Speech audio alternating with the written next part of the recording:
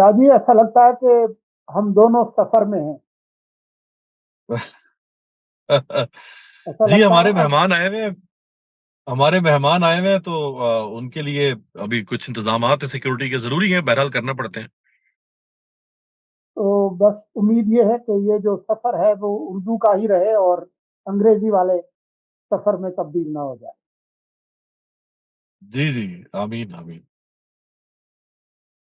ظاہر ہے تمام لوگوں کو پتا ہے کہ اسلام آباد میں سیکورٹی کے غیر معمولی انتظامات ہیں، کیونکہ شنگھائی تعاون تنظیم کے سربراہان حکومت کا یہ جو 23واں اجلاس ہے وہ ہو رہا ہے، اور کئی ملکوں کے جو وزرائے اعظم تشریف لائے ہیں بشمول چین کے اور بھارت کے وزیر خارجہ. وہ بھی تقریباً میرا خیال ہے کہ 9 سال بعد تشریف لا رہے ہیں، جے شنکر. تو یہ غیر معمولی انتظامات ہیں. میرے خیال میں کچھ بات اس پر بھی ہو جائے کہ اس کی اہمیت کیا ہے اور پاکستان کے لیے اس کی اہمیت کیا ہے، اگر آپ کچھ منٹ اس پر گفتگو کرنا چاہیں. جی بہت شکریہ۔ دیکھیں، پاکستان بہرحال ایک اہم علاقائی سیاسی اور علاقائی پلیئر ہے، اور پاکستان کی جو جغرافیائی حیثیت ہے، پاکستان کی تاریخی حیثیت ہے، ساؤتھ ایشیا میں، ساؤتھ ایشیا میں، دونوں، یعنی ساؤتھ ایشیا ہو یا ایشیا ہو، پاکستان واحد اسلامی ایٹمی طاقت ہے۔ پاکستان دنیا کی 5th لارجسٹ پاپولیٹڈ نیشن ہے۔ پاکستان جو ہے وہ بہت سارے لینڈ لاکڈ کنٹریز جیسا کہ افغانستان ہے ان کے لیے واحد ایسا ایک ذریعہ ہے کہ ان کو سمندری راستوں سے ایکسس دے سکتا ہے۔ خاص طور پہ پاکستان کا جو انتخاب کیا چین نے گوادر کے اعتبار سے، ڈیپ سی ہونے کی وجہ سے، تو آپ دیکھیں ایسٹ سے ویسٹ کی جو ٹریڈ ہے، جو دنیا کا سب سے بڑا مینوفیکچرر ہے چائنا، اس کے لیے یہ بہت بڑا مرکز بننے جا رہا ہے۔ سو پاکستان کی جو اہمیت ہے اس کی وجہ سے ایس سی او کے جو رکن ممالک ہیں ان میں پاکستان کا ہونا اور اس میں کردار ادا کرنا یہ بھی بہت عام ہے۔ اب ایس سی او کے جو رکن ممالک ہیں، ان یا جو آپ کہہ سکتے ہیں کہ ایس سی او کا جو فریم آف ورک ہے وہ بڑا محدود رہا ہے۔ آ، اس کا دائرہ کار شاید اتنا وسیع نہیں ہے جیسے ہم دیکھتے ہیں یورپی یونین ہے، جیسے ایک زمانے میں عرب لیگ تھی، اب تو اس طرح سے نہیں ہے ایکٹیو۔ یورپی یونین آپ جانتے ہیں کہ ان کی ایک اپنی پارلیمنٹ ہے، وہ جو فیصلے کرتے ہیں وہ اس یورپی یونین سے وابستہ تمام ممالک پر نافذ العمل ہوتے ہیں۔ وہ وہاں کے معاشی فیصلے ہیں، ان کی امیگریشن کے فیصلے ہیں، وہاں کے ٹیکنالوجی، سائنس اینڈ ٹیکنالوجی سے متعلق۔ اب آپ دیکھیں نا، جیسے یہ معمولی سی بات ہے کہنے کو، یہ جو سی ٹائپ چارجر ہے، موبائل جی. چارجر یا لیپ ٹاپ چارجر سی ٹائپ، یہ باقاعدہ طور پہ یورپی یونین نے اس کے اوپر لیجسلیشن کی کہ یہ جو 4-5 مختلف قسم کے چارجر استعمال کیے جاتے ہیں الیکٹریکل ڈیوائسز کے لیے، ہوم ڈیوائسز کے لیے، تو لوگوں کے لیے اذیت ہے، تو انہوں نے کہا یونیورسل ایک ہی چارجر ہوگا، سی ٹائپ۔ سو جس طرح کچھ اور دنیا میں پلیٹ فارمز کام کر رہے ہیں، اس طرح ایس سی او کام نہیں کر پایا۔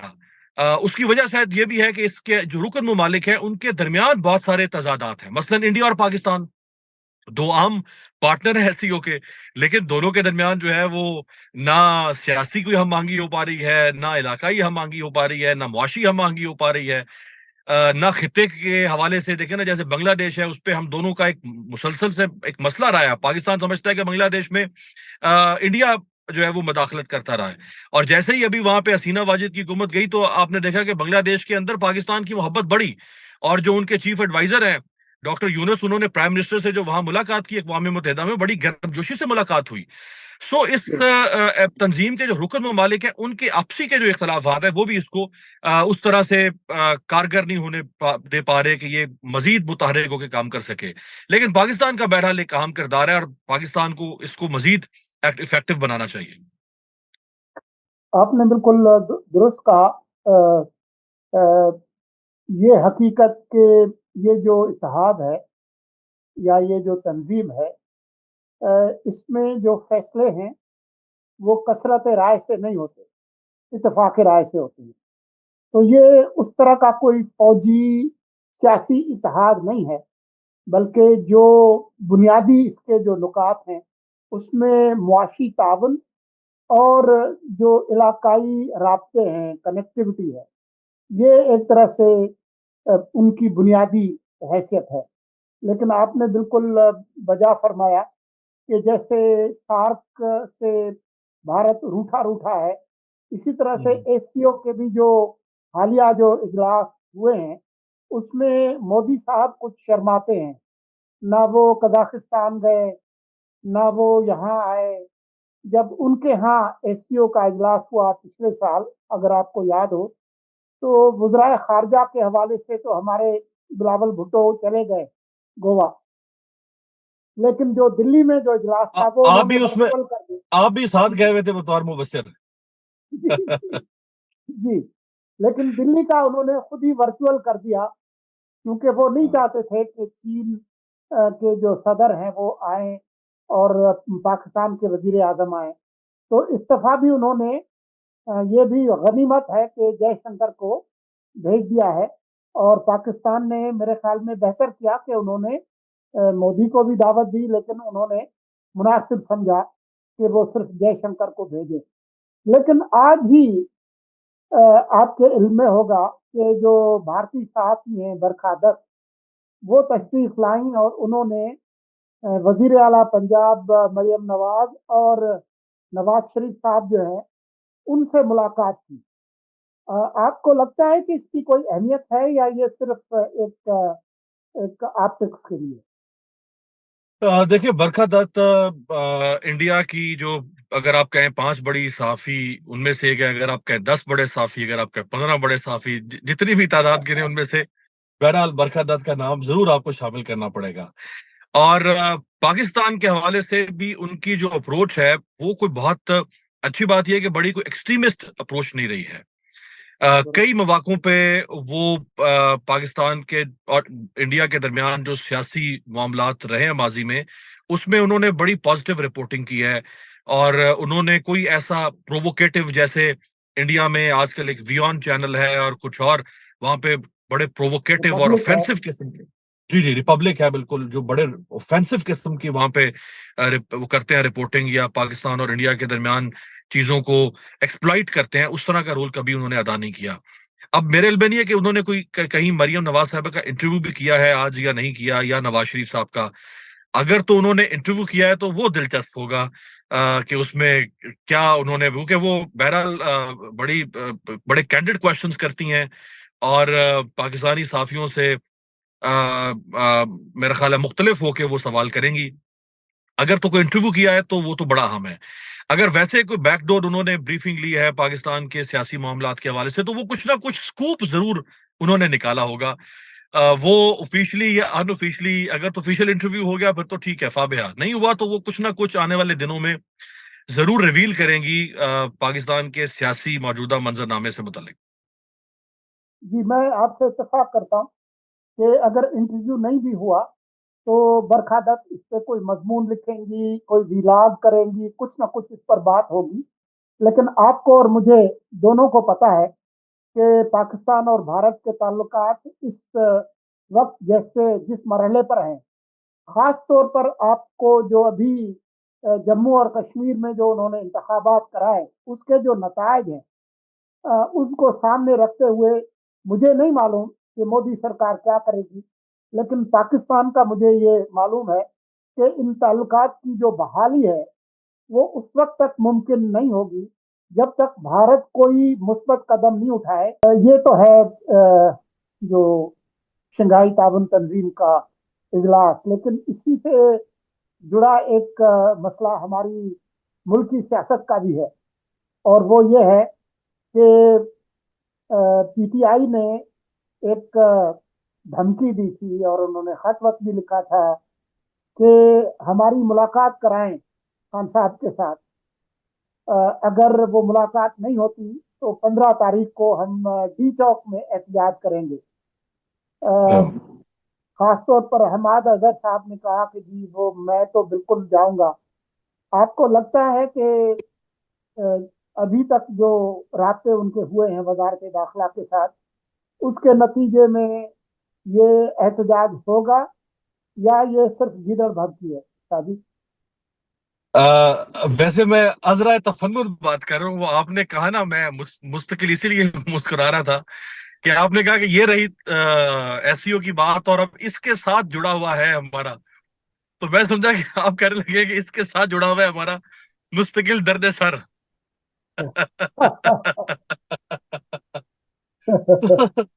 دیکھیں یہ جو بہرحال معاملہ تو آپ کے علم میں ہے، لوگوں کے علم میں ہے کہ یہ اس لیے پی ٹی آئی نے اس احتجاج کی کال دی کہ عمران خان صاحب سے ملاقات نہیں ہونے دی جا رہی. میں ذاتی طور پہ سمجھتا ہوں کہ حکومت نے بہرحال تنگ نظری کا مظاہرہ کیا یا تنگ دلی کا مظاہرہ کیا کہ انہوں نے ملاقات پر پابندی لگا دی 11-12 دن کے لیے. تحریک انصاف کو چاہیے تھا کہ وہ کھلے دل کا مظاہرہ کرتی اور کوئی مذائقہ نہیں تھا، وہ احتجاج نہ کرتے، وہ اپنا پرزور مطالبہ جاری رکھتے کہ عمران خان سے ملاقات نہیں کرنے دی جا رہی. وہ اس پہ سوشل میڈیا پہ اس مسئلے کو اٹھائیں، وہ الیکٹرانک میڈیا پہ اس مسئلے کو اٹھائیں، وہ چھوٹا موٹا کہیں کسی جگہ پہ کوئی احتجاج کر کے اس کو اٹھا لیں.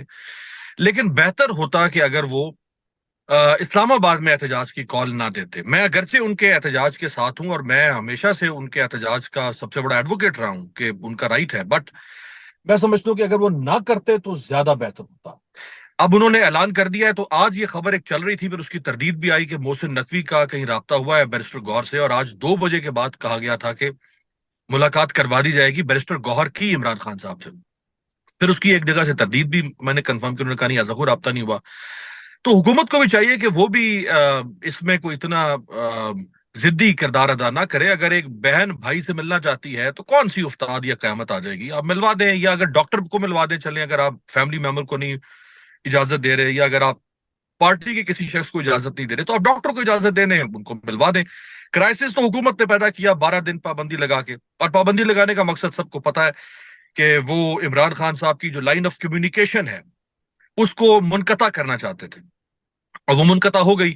اور اسی میں پی ٹی آئی نے بھی پھر اپنا جوابی احتجاج کر دیا، اور انہوں نے جو جواز یہ بنایا کہ ہمیں عمران خان کی صحت سے متعلق تشویشناک خبریں آ رہی ہیں. اگرچہ میں سمجھتا ہوں کہ عمران خان صاحب کی صحت جو ہے وہ اس کو اس طرح سے خدا نخواستہ کوئی خطرہ لاحق نہیں ہوگا، نہ ہونا چاہیے. اگر کوئی وہم ہے کسی کے دل میں، کیونکہ یہ محمود خان اطقزئی صاحب نے اصل میں اگر کنیکٹ کر دوں اس بات کو، انہوں نے آج سے 5 دن پہلے اس تشویش کا اظہار کیا تھا کہ عمران خان کو ذوالفقار علی بھٹو بنایا جا سکتا ہے، اور ہم عمران خان کو ذوالفقار علی بھٹو نہیں بننے دیں گے. یہ اطقزئی صاحب نے بات کی، اس کے بعد پھر بیرسٹر سیف نے کہہ دیا کہ ہمیں خبریں آ رہی ہیں کہ ان کی جان کو خطرہ ہے. یوں پھر ڈاٹس کنیکٹ ہوتے ہوتے ایک ماحول بن گیا کہ جی عمران خان کی جان کو خطرہ ہے، لہٰذا ان سے ملاقات کروائی جائے. تو کوئی فرق نہیں پڑتا تھا اگر حکومت ان کے ڈاکٹر کو اجازت دے دیتی، وہ جا کے مل کے آتا، صحت کی تسلی کر دیتا، معاملہ ختم ہو جاتا. آج ہی سپہر ایک میٹنگ خیبر پختونخوا حکومت کی بھی ہونی ہے، اور وہ بھی اسی مسئلے پر ہے کہ جس طرح سے پچھلی کئی بار خیبر پختونخوا کی حکومت اور ان کے وزیر اعلیٰ اپنے لاؤ لشکر کے ساتھ ان احتجاجوں میں آتے رہے ہیں، تو اس دفعہ وہاں کی جو حکومت ہے اور وزیر اعلیٰ وہ کیا کردار ادا کریں گے؟ آپ کی کیا ہے معلومات، اور آپ کی بصیرت کیا کہتی ہے؟ جی، ایک تو جو سیاسی کمیٹی ہے جس نے یہ فیصلہ کیا، اس کے اندر اختلاف آیا. سب سے پہلے اس میں اختلاف کیا ڈاکٹر شہباز گل نے، علی محمد خان نے اختلاف کیا، کچھ اور لوگوں کا اختلاف تھا کہ ہمیں کرنا چاہیے، کچھ نے کہا ہمیں نہیں کرنا چاہیے. یہ وہ لوگ تھے جنہوں نے کہا کہ نہیں ہمیں کرنا چاہیے، کچھ نے کہا ہمیں نہیں کرنا چاہیے. لیکن اکثریتی لوگوں کی رائے یہ تھی کہ ہمیں کرنا چاہیے. اب چونکہ فیصلہ ہو گیا پارٹی کا کرنا چاہیے، اس فیصلے کے ساتھ اسد کیسر بھی کھڑے ہیں، عمر ایوب بھی کھڑے ہیں. تو اب آج جیسے آپ فرما رہے ہیں کہ 3 بجے کے بعد چیف منسٹر ہاؤس میں جو کے پی کے سے ان کے ایم این ایز ہیں، ایم پی ایز ہیں اور تنظیمی عہدیدار ہیں، ان کو علی امین گنڈا پور نے بلا رکھا ہے، اور کل کے احتجاج پہ وہ مشاورت کریں گے. میرا نہیں خیال کہ اس دفعہ علی امین گنڈا پور خود لیڈ کریں گے، میرا نہیں خیال. ہاں یہ ضرور ہے کہ اگر آج رات تک کوئی پیش رفت نہیں ہوتی عمران خان صاحب سے ملاقات کی، تو کل کے پی کے سے قافلے چلیں، لوگ چلیں، لشکر آئیں، مظاہرین آئیں، لیکن شاید علی امین گنڈا پور اس طرح خود کنٹینر پہ سوار ہو کے اس دفعہ لیڈ نہیں کریں گے. بات یہ ہے کہ اس دفعہ جو صورتحال ہے وہ یہ ہے کہ दोनों तरफ एक जो एक तरह का एक स्केलेटरी लैडर है, जो एक तरह से ये जो चाड़ी है, इसके ऊपर के जीने पर दोनों पहुंच गए हैं। अब अगर इस मरहले पर पीटीआई बगैर किसी चीज लिए हुए पीछे हटती है तो उनके लिए भी सुखी है, और हुकूमत के लिए तो बिल्कुल है ही कि अ, वो लोग यही कहते हैं कि अगर इस दफा हमने इनकी ये बात मान ली कि मुलाकात कराएं तो हम एहतियात नहीं करेंगे, तो फिर ये एक तरह से यरगमाल बन जाएगी रियासत। आइंदा फिर कोई भी मुल्क का सरबराह आएगा, कोई बड़ा इवेंट होगा, तो वो कहेंगे पहले पीटीआई से एनओसी लेकर आए कि जी वो पुरअमन रहेंगे, तो फिर हम ये करें। तो ये रियासत जो है, ये बिल्कुल एक बनाना रिपब्लिक जो है वो बन जाएगी। तो मुझे नहीं लगता कि हुकूमत पीछे हटेगी। अब पीटीआई जो है वो इससे कैसे बचाव का रास्ता निकालती है, वो हम अगले चंद घंटों में देखेंगे। लेकिन जो मेरी समझ बूझ है वो ये है कि कोई बड़ा एहतियात नहीं होगा। अलबत्ता जो पंजाब की क्यादत है वो क्या करेगी, ये बड़ा सवालिया निशान है। क्योंकि अभी तक हमाद अजहर और दूसरे जो लीडर्स हैं वो कभी जाहिर होते हैं और फिर गायब हो जाते हैं और वो पकड़े भी नहीं जाते। इस दफा क्या वो गिरफ्तारी देंगे या नहीं देंगे, ये एक अहम सवाल होगा। लेकिन मैं और आप, मेरे ख्याल में इस हद तक हमारा इत्तेफाक है कि कोई बहुत बड़ी कोई बदनज़मी हमें नजर नहीं आएगी। अलबत्ता जो जो आलमी सियासत है, उसमें जितने भी बड़े वाकयात होते हैं, आपके भी इल्म में होगा, नेटो समिट होती हैं, वहां पर जो जंग मुखालिफ जो लोग हैं वो सैकड़ों की तादाद में आ जाते हैं। इस तरह की जो है वो बहुत सारी बैन अवी क्लाइमेट के हवाले से, तो जिसमें कोई छोटा मोटा तमाशा लगाना होता है वो आ जाते हैं, लेकिन उससे ओवरऑल जो इवेंट है वो मुतासर नहीं होता। पाकिस्तान में क्योंकि सियासी तनाज़ा जो है वो जोरों पर है, आईनी तरमीम के हवाले से आज भी जब हम गुफ्तगू कर रहे हैं, दोपहर में एक मीटिंग होनी है, तो वो मामला भी चला हुआ है। फिर 17 तारीख को जो पीटीआई ने एक दरखास्त दी थी, जुबैरी साहब ने, उसकी पेशीगी है, तो मामला खासा गर्म है। लेकिन मेरा और आपका ख्याल ये है कि इस तनाव से बचना चाहिए था। लेकिन अभी लग ये रहा है कि हुकूमत भी पीछे हटने के लिए तैयार नहीं है।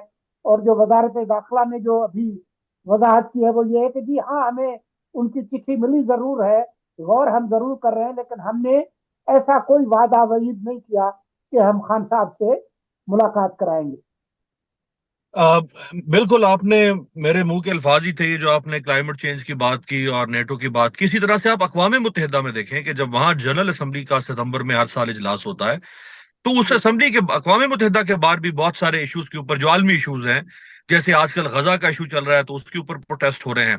कई दफा अमरीकी सदर वो जब यूरोप आए तो जिन ममालिक में वो गए उन ममालिक में उनकी आमद पर भी प्रोटेस्ट हुआ उन्हीं इश्यूज पे जिनका आपने जिक्र किया, जैसे क्लाइमेट चेंज। उनके लिए तो खैर ये बहुत बड़ा इशू है क्लाइमेट चेंज, हमारे तो अपने ही हाँ। मसले चल रहे हैं। सो ये ऐसा होता रहा है कि गैर मुल्की मेहमानों की आमद पे या इंटरनेशनल इवेंट्स पे होस्ट कंट्री के अंदर प्रोटेस्ट होते रहे हैं पुरअमन तरीके से।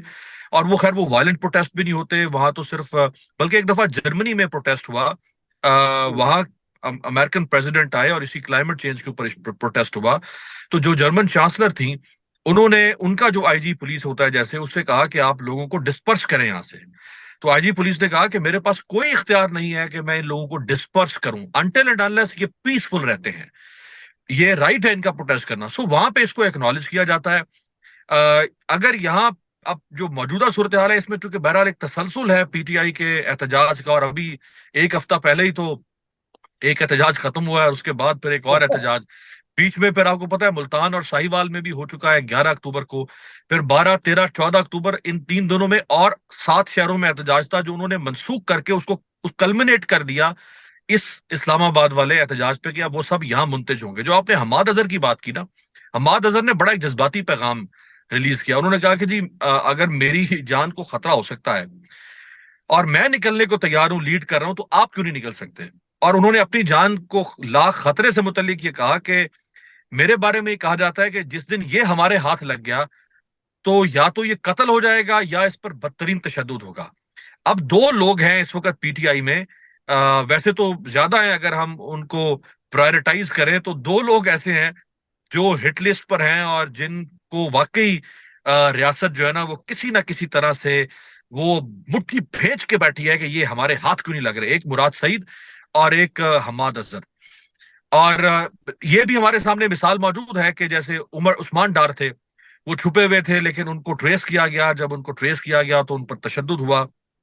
فاروق حبیب، وہ تو پاکستان سے باہر نکل رہے تھے، چھپے ہوئے تھے، ان کو پکڑا گیا، ٹریس کیا گیا، ان پر تشدد ہوا. تو یہ ریڈار میں تو ہے، ہٹ لسٹ میں تو ہے، موسٹ وانٹڈ تو یہ بنے ہوئے ہیں اس وقت.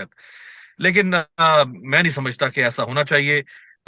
سیاسی لوگوں کو اور جو بہرحال جو آپ کے پارلیمنٹ کا حصہ رہے ہیں، جو وزیر رہے ہیں، عوامی نمائندے رہے ہیں، ان کو اتنی اسپیس ملنی چاہیے کہ وہ آپ سے اختلاف کر سکیں، نہ کہ آپ ان کے اختلاف کو بنیاد بنا کے آپ ان کے اوپر کو وائلنس شروع کر دیں.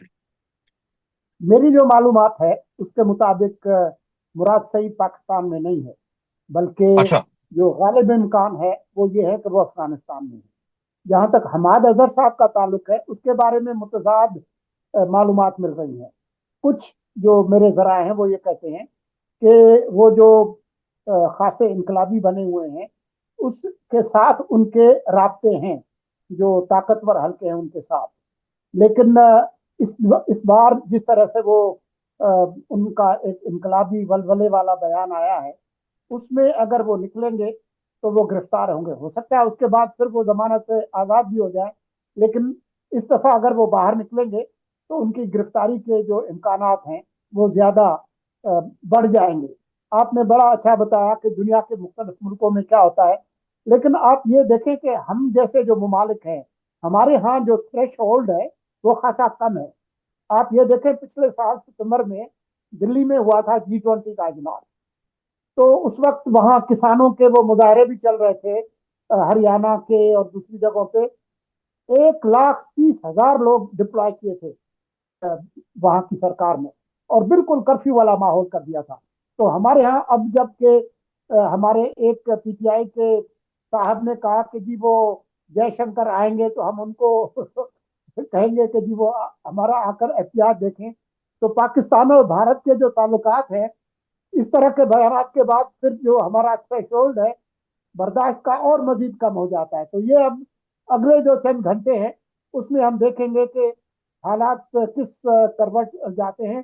لیکن میں آپ سے اتفاق کرتا ہوں کہ خان صاحب کی زندگی کو کوئی بڑا خطرہ نہیں ہے.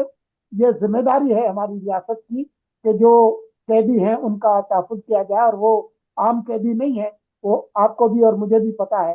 تو میرا خیال یہ ہے کہ ہمارے کچھ ویلاگرز جو اس طرح کی وصیتیں نکال رہے ہیں کہ جی وہ جی فلاں مجھے پھانسی دے فلاں نہیں دے، اس طرح کی کوئی بات جو ہے وہ نہیں ہونے والی. اور ہم امید کرتے ہیں کہ کامن سینس جو ہے وہ پریویل کرے گا.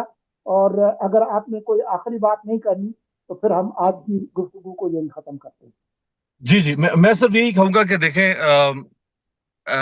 پاکستان میں اللہ کرے کہ ایسے حالات بنے کہ ہم آئے روز کبھی ایس سی او کو ہم ہوسٹ کر رہے ہوں، تو کبھی سار کو ہوسٹ کر رہے ہوں، تو کبھی کسی اور ایونٹ کو ہوسٹ کر رہے ہوں، اور ہمارے ملک میں اولمپکس ہو رہا ہو، اور ہمارے ملک میں عالمی ایونٹس ہو رہے ہوں، وہ سیاسی ہوں، کھیلوں کے ہوں، ثقافتی ہوں.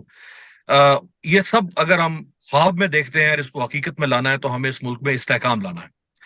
آج دیکھیں، اگر یہ جو باہر سے آئے ہیں اس میں سولنگی صاحب 200 انٹرنیشنل جرنلسٹ ہیں، 900 ڈیلیگیشنز ہیں، اور کئی 1 درجن بھر ممالک کے وزراء اعظم، صدور اور فارن منسٹرز آئے ہوئے ہیں. کیا وہ یہاں آ کے نہیں دیکھ رہے ہوں گے، یا خبریں آج کے اخبار انہوں نے صبح انگریزی اخبار کم از کم ڈان، دی نیوز، ٹریبیون، یہ تو اٹھا کے پڑھے ہوں گے، ان میں انہوں نے سرخیاں دیکھی ہوں گی کہ کیا کیا اس ملک میں ہو رہا ہے. اسی طرح اگر یہاں پہ پی ٹی آئی آ جاتی ہے کل، تو وہ جو 200 صحافی ہیں وہ کنونشن سینٹر سے باہر نکلیں گے، اپنا اپنا ٹرائی پاڈ اٹھا کے وہاں آ جائیں گے، تو کیا رہ جائے گا پاکستان کے پلے؟ سو دونوں طرف سے دیکھنا ہوگا، ریاست کو بھی دیکھنا ہوگا کہ وہ ایسے ایسے ماحول کی طرف نہ جائے جہاں تلخیاں بڑھتی چلی جائیں، اور پھر دوسرا فریق جو ہے وہ دیکھیں نا، کوئی ایک درخت جو ہے نا، کوئی بورڈ کا جو درخت ہوتا ہے نا، اس کی عمر کہتے ہیں بہت ہوتی ہے، 200 سال، 400 سال، 500 سال، 1000 سال۔ ہم 1000 بندہ مل کے بھی بورڈ کے درخت کو جڑ سے نہیں اکھاڑ سکتے، کیونکہ اس کی جڑیں اتنی پیوست ہو چکی ہوتی ہیں۔ اسی طرح جو سیاستدان ہے، جو لیڈر ہوتا ہے نا، چاہے وہ نواز شریف ہو، آصف زرداری ہو، عمران خان، ان کی جو جڑیں ہیں وہ لوگوں میں پیوست ہوتی ہیں، ان کو یوں جڑ سے نہیں اکھاڑا جا سکتا۔ یہ مینٹالٹی ہمیں ختم کرنا پڑے گی۔ نہ نواز شریف کو کوئی جڑ سے اکھاڑ سکتا ہے، نہ آصف زرداری کو، نہ عمران خان کو۔ آپ جڑ سے اکھاڑنے پر لگے رہیں گے، آپ ملک کی جڑیں کھوکھلی کر دیں گے۔ میں ایک بس آخری جملہ یہ کہہ کر آج کی گفتگو کو ختم کروں گا کہ سیاستدانوں سے ہماری توقعات ہیں کہ وہ غیر سیاسی رویے نہیں اپنائیں گے، وہ سیاسی مسائل کو سیاسی طریقے سے حل کرنے کی کوشش کریں گے۔ اسی کے ساتھ ہم آج کی گفتگو کو ختم کریں۔